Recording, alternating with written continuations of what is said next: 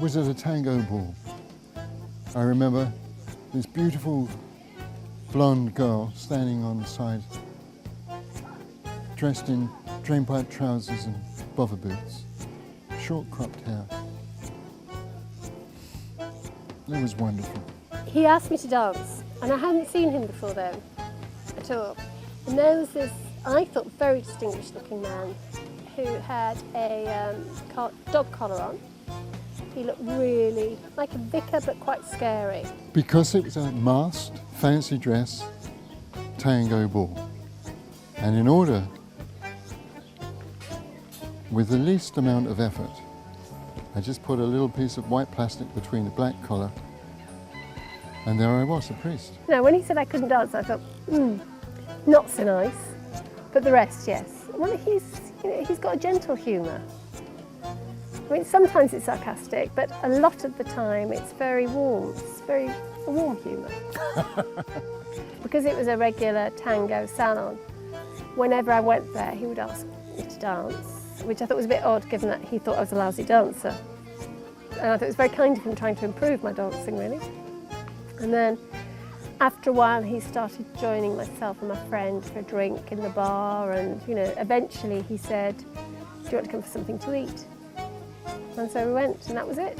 She found out I was Jewish, and she thought therefore I was rich. And so she decided to play along for a while. Yes, she still thinks this, she thinks I own this place.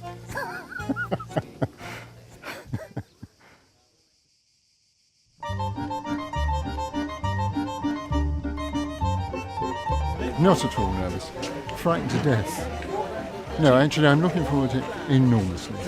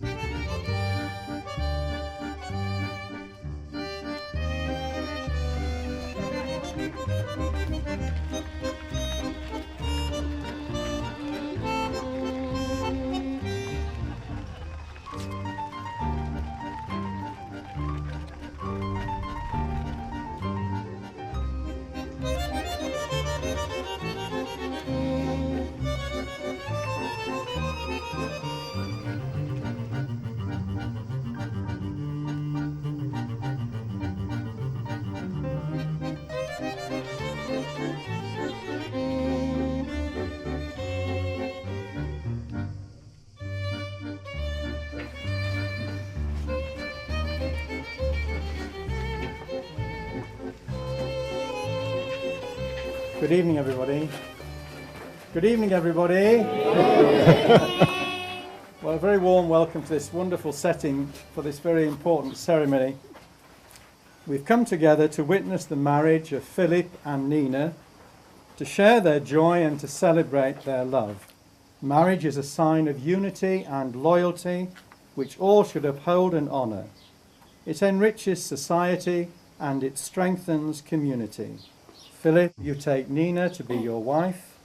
Will you love her, comfort her, honour and protect her, and forsaking all others, be faithful to her as long as you both shall live? I will. Nina, will you take Philip to be your husband? Will you love him, comfort him, honour and protect him, and forsaking all other, be faithful to him as long as you both shall live? I will. Will you, the family and friends of Philip and Nina, support and uphold them now and in their marriage and in the years to come? We will. Thank you. I, Philip, take you, Nina. I, Philip, take you, Nina. To be my wife. To be my wife. To have and to hold. To have and to hold. From this day forward. From this day forward. For better, for worse. For better, for worse. For richer, for poorer. For richer, for poorer. In sickness and in health. In sickness and in health. To love and to cherish. To love and to cherish. Till death us do part. Till death us do part. Thank you. Should loose hands and then join again to share this. Nina's turn. I, Nina, take you, Philip. I, Nina, take you, Philip. To be my husband. To be my husband. To have and to hold. To have and to hold. from this day forward, from this day forward, for better, for worse, for better, for worse, for richer, for poorer, for richer, for poorer, in sickness and in health, in sickness and in health, to love and to cherish, to love and to cherish, till death us do part. till death us do part. Thank you very much. So Philip, if you take the ring that Nina is going to wear and place it on the fourth finger of the left hand. Nina, I give you this ring Nina, I give you this ring as a sign of our marriage. as a sign of our marriage. With my body I honour you. With my body I honour you. All that I am I give to you. All that I am I give to you. And all that I have I share with you. And all that I have I share with you. Thank you. Nina.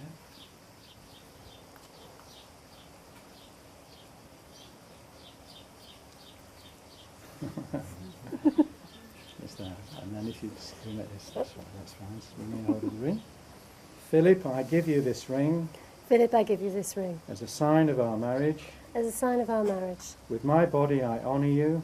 With my body I honour you. All that I am I give to you. All that I am I give to you. And all that I have I share with you. And all that I have I share with you. Thank you. In the presence of you, their family and friends, Philip and Nina have given their consent and made their marriage vows to each other. They have declared their marriage by the joining of hands and by the giving and receiving of rings. I therefore proclaim they are husband and wife. You may kiss the bride. Thank you.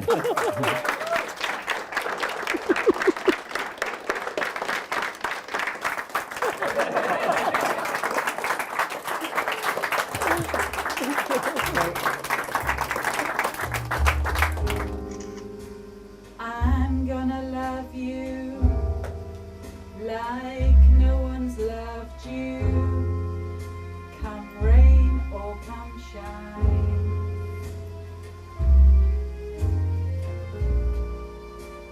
High as a mountain, deep as a river. Come rain or come shine. I guess when you met me, it was just one of those things. But don't ever bet me, 'cause I'm gonna be true. Well, if you let me.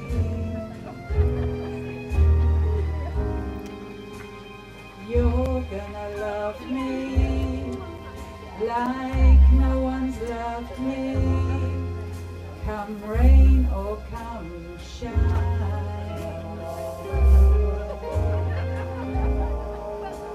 Happy together, unhappy together. Now wouldn't it just be fine?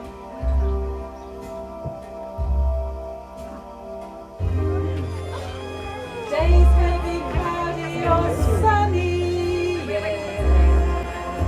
We're in or we're out of the money. Oh, but I'm with you always. I'm with you, rain or shine. My name is Arnie Bloom. No. Your name isn't Arnie Bloom. My name's Arnie Bloom. Oh yeah, that's right. One of us is called Arnie Bloom. My earliest memory, probably asking him if he would play on the seesaw with me in the back garden, to which he said, yeah, sure, okay, and then came and strapped a rock to the other end.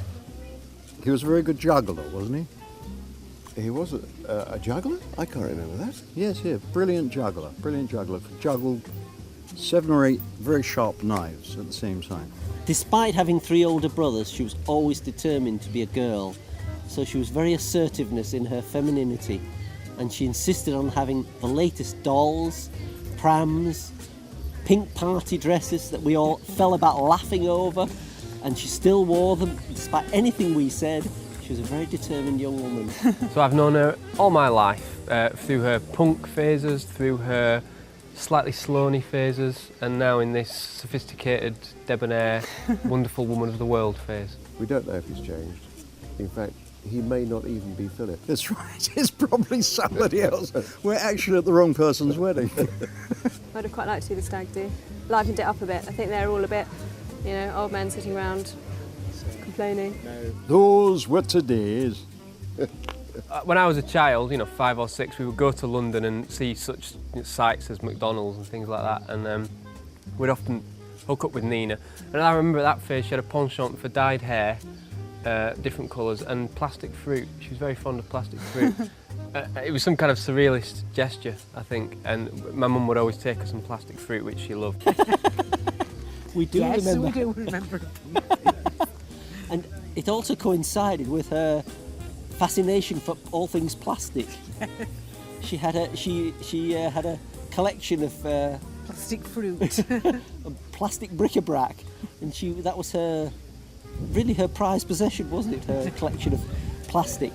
Do you remember when I put him up in my Hillman minx? I do. Your metal overcoat. He slept in it for quite a long time, actually. He did. But I can't remember the circumstances, can you? Yeah, he got thrown, his stepmother threw him out of the flat. Right. In Hackney. He didn't have anywhere to live, so you offered him your car. And he had all his possessions, which consisted Carrier mainly of bags. 4 or 5 smelly socks. Always carrier bags. Yeah, in 2 carrier bags. And he lived like that for ages. Yeah, I remember he had a flat off Camden Road. I went in there one day and I had to have protective clothing on to get out in one piece, because I think he'd changed the bed. Oh! Whoop, it's Philip. It's Philip. Blowed it. None of this is true. It was all him, actually. And she moved to Columbia Road near Brick Lane before the East End became glamorous. In fact, she was a kind of a gentrifying force. She was living in Columbia Road in this rather bohemian house, and there was talk of Philip. And once Philip was firmly established on the scene, then the bohemian home no longer seemed to fit anymore, and they went and set up a joint home, which is very much their joint style, whereas the previous one was probably slightly related to her punk past. Far too good for Philip. Oh, Far God, too good yeah. for Philip. She's too classy, Yep, too tall, too intelligent, too rich. yep. Yeah. No, he's with the wrong woman, I'd say. If I had to be kind about it. I think they're perfect. I live with them in London, so I see the day-to-day, and it's like clockwork. They're brilliant together. Whatever tango means to a person, that is just them, isn't it? It's It just is. they just melt. They just love it They together. really do. He's Yeah, they are. he's a wonderful support and not necessarily stabilising influence. He's there for her at all times, and that gives her such strength and confidence. He does an awful lot for her, and I think vice versa as well. So I really think they boost one another, and they make a wonderful, wonderful couple. I think he's a tempering influence. That's not to say Nina needs tempering. Oh, I'm on very thin ice here. They work well together. He's very solid. He's very solid. Okay. Yeah. But that implies she's not, and so we have to be careful. She's quite flighty, but Auntie that's an attractive quality, I think. Okay. Well, I think if I was to sum it up, I'd say they complement each other. Yeah. Wouldn't that be the way I'd put it? I am very happy. I'm very happy because they look so happy, and I think that's all a daughter can ask for. Well, in a sense, it had happened a long time ago. This was just a confirmation. They really belong together. They really do. They are lovely people, and Philip is very, very good for my sister. I feel I can give her away as I'm supposed to do. Mind you, I never owned her anyway. She was always herself. But Philip is there for her, and she's fine. She's fine. I don't know why they've taken so long. Perhaps Nina had some influence on that. But it wouldn't surprise me if most of it was down to Philip because of his dithering. I mean, Philip could dither for England. I think I have to second that. Indecision, I think. He's not exactly a fly by the seat of his pants kind of guy. They are lovely people, and Philip is very, very good for my sister. I feel I can give her away as I'm supposed to do. Mind you, I never owned her anyway, she was always herself, but Philip is there for her. Yes, I'd say Dad wears the trousers, but possibly Nina picks them out. Maybe she'll wake up tomorrow and understand and realise she's made A terrible mistake. Congratulations, hope it's really good. This place is really nice. I love you. Congratulations and thank you for letting me come to your wedding. Congratulations, Nina and Philip, and we know that you'll be very happy.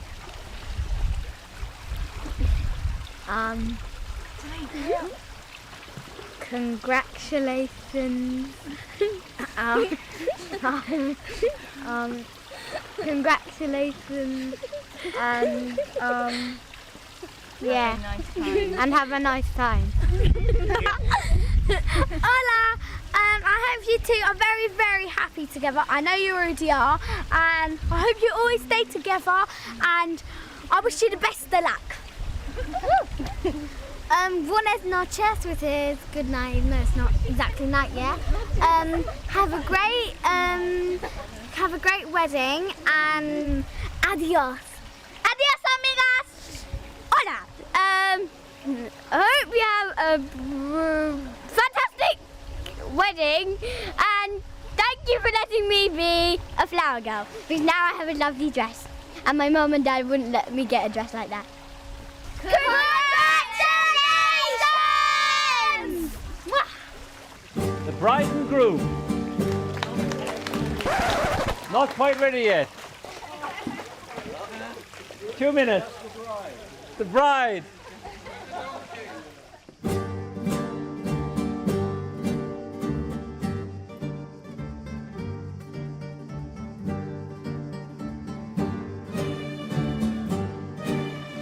Ladies and gentlemen, Courtney Bird.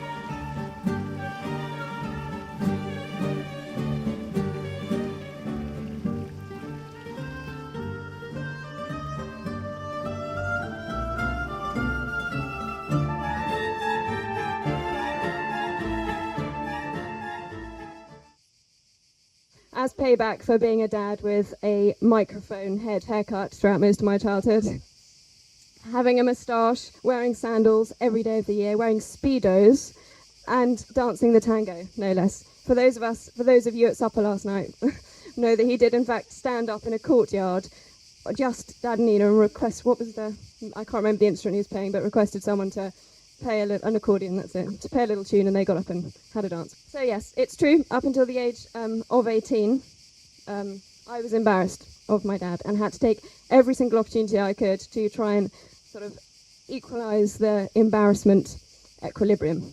So, perhaps the 18-year-old version of me, could you open that envelope, sorry, might have felt it appropriate to circulate a photograph such as this to see how the equilibrium had to be kept. So perhaps if you could just circulate that.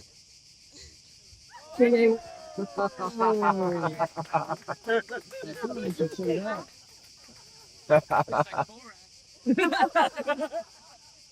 with remembering things, modern technology is something that Dad is yet to embrace. Sky is still a homogeneous word meaning up there. Why he can't receive emails on his typewriter is endless bafflement. He can't also see the benefit of a TV bigger than a postage stamp. But according to Dad, however, the remote control, now that is clever. It was Father's Day a couple of weeks ago, and I had so much trouble finding a card. They all were like, "Dear DIY Dad," which is certainly not appropriate. neither were the kind of beer-swilling couch potato men. He likes his TV, or rather he likes to watch TV, but complains the whole time about it. So yes, it was a huge surprise not to see, dear Dad, you're the best cake baker ever, with a nice picture of some oven gloves, or an apron-clad dad presenting his wife and daughter with freshly made daily smoothies. His sense of humour never falters and can always make me laugh, although often reluctantly. The work that he does is astounding. It's a wonderful thing to do, and he's the best at it, or so I'm told. He's kind, gentle, and thoughtful, interested in culture and art. He's good-looking. Do you know what, this isn't actually my handwriting. Was this? No, but seriously, I truly believe my dad is an extremely unique and special person and has met his match in Nina. They've supported me so much through so many things recently. Most recently, my magazine, where I think they almost single-handedly got me through it all, kept me going, and the resultant success, I definitely hand some of it over to you. Even at my launch party, actually, they were so keen to help me that they were 2 hours early, something that the 18-year-old me would definitely have died in embarrassment at that. Yes, Dad, I'm glad when you had your moment of stardom, you found it in you to reject Madonna and to take on Nina. So I've lived with you for 3 years. It's been, such a happy time. I've been able to see what a wonderful couple you are, how happy you make each other. And I know that you will carry on like that in married life and hope you have a very long and fulfilled life together. So again, if we could be upstanding. Drink to Dad, but you can call him Philip and Nina. Nina.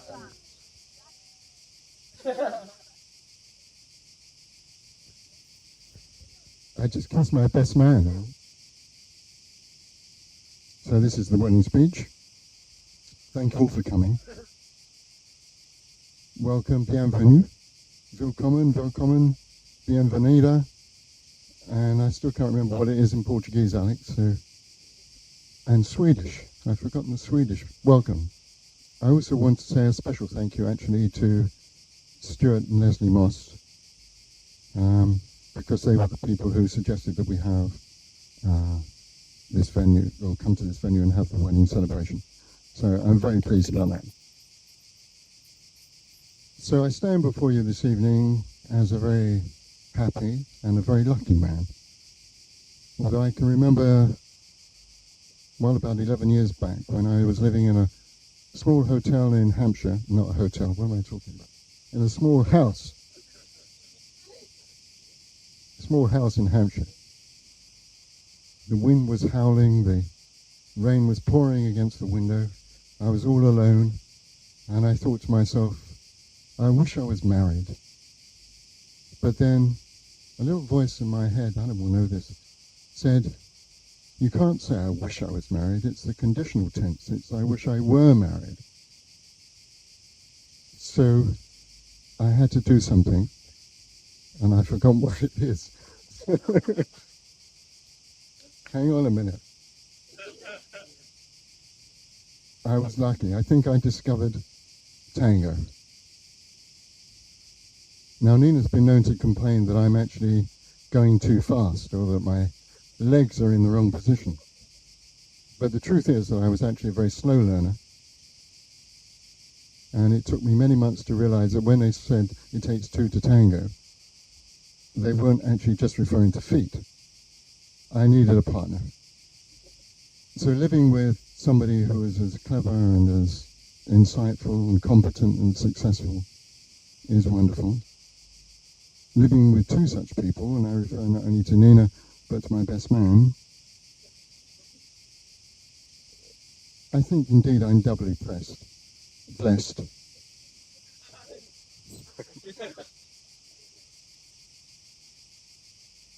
I can't remember what I was thinking of, so I'm going to end on a kind of a joke. I tried to think of a joke that sums up marriage in a way, but they never express my sentiments. Most jokes about marriage treat it not as a word, but as a sentence. So this isn't a joke about marriage. This is a joke about a married guy who is getting on in life. And he's worried about dying. And I meant to say this is from Stuart again. he goes to his priest and he says, look, you know, I'm worried I'm getting old, I might die. How can I be sure that I go to heaven? And the priest said, well, I advise you to give up 3 things. Give up smoking, give up drinking, and give up sex. He said, well, that's going to be pretty hard.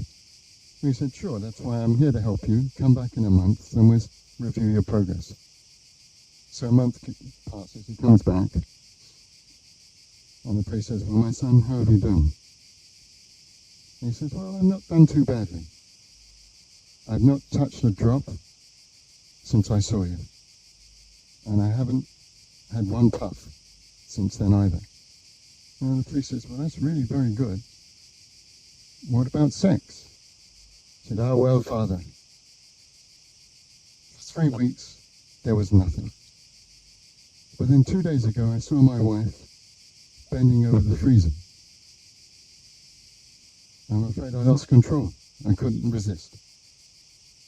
And the priest said, well, they're not going to like that in heaven. And he said, I know. I don't think they might like it in Tesco's either.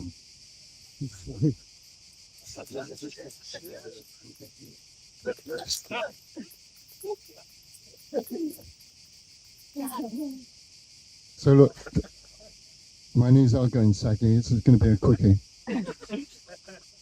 So I'll just end by saying to Nina, Tusen Dank, Jij Eskadai, which for those of you who don't speak Danish translates as, Nina, thank you for being my partner and my wife and for bringing such wonderful music into my life. Thank you.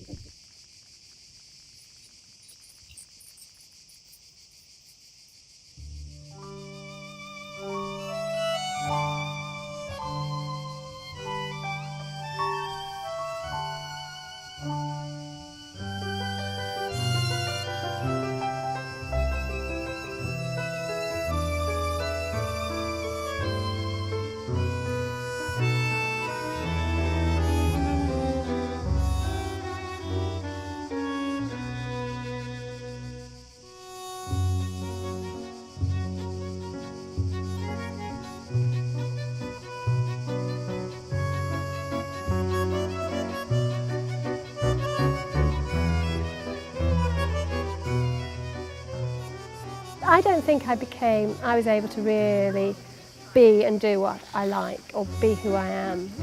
I'm very much happier since I met Philip, whereas I don't think you've said that before. I think I might have been a bit wild, but I wasn't happy.